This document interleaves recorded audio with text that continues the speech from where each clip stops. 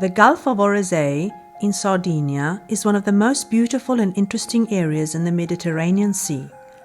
Renowned for its wild nature, uncontaminated sea, and endemic fauna. 2,000 years ago, the ancient Nuragic civilization was already inhabiting the village, nowadays called Cala Gonone. This is testified by the many ruins and remains of their settlements and fortifications. Along the coast of the Gulf, there are several caves starting from the sea and going inside the mainland in a large carbonic area which extends up to more than 20 kilometers inside and lays above one of the most significant aquifers of the island. In the past, these caves were a preferred location of the Mediterranean monk seal, a species now in danger of extinction and included in the red list of threatened species, the most comprehensive inventory of endangered species on a global scale. Evidence of the presence of monk seals in Sardinian caves are several bones found in 2004 by Dr. Sgualdini in a specific branch of the Bel Torrente cave. But nothing has been done to protect and conserve them. Actually, at least one attempt to remove them from the caves have been documented, and no one knows if they have been already partially moved or damaged. During the project, more than hundreds of bones, including skulls, jaws, and vertebrae, has been surveyed, mapped and documented with pictures and videos, setting up a database which was previously missing. It has been possible to plot their position on a surveyed map of the cave, giving researchers an important tool to understand how these seal skeleton bones could get more than 1 kilometer into the cave. Did they get there trying to hide from enemies? Was it a cemetery like the elephants used to have?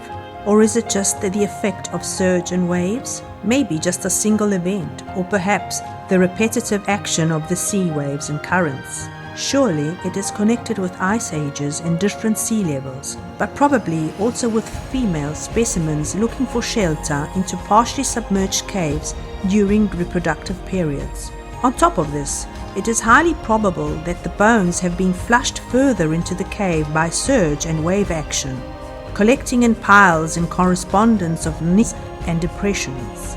The bones have been carbon dated to more than 5,000 years ago, but the mystery of their presence so deeply into the cave is still to be unveiled.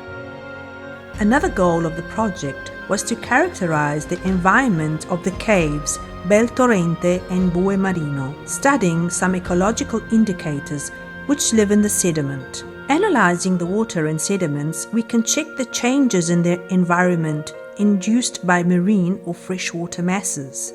In particular, benthic foraminifera are very small organisms which live in the sediments and populate marine and transitional environments since a very long time, about 540 million years ago.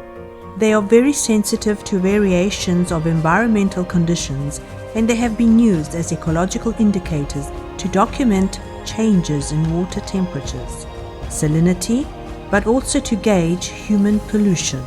The samples collected allowed so far to get only preliminary results. In a transect going from the cave entrance towards the inner portion of the underground passage, researchers found a gradient in environmental parameters. More analysis will be necessary before getting to a final conclusion. So far, to complete the tasks related to the Mediterranean monk seal, the team resurveyed 1,400 meters of cave, documented and georeferred 130 different bones in the ramo de rue, with special emphasis of jaws, skulls, and elements that will allow further investigation.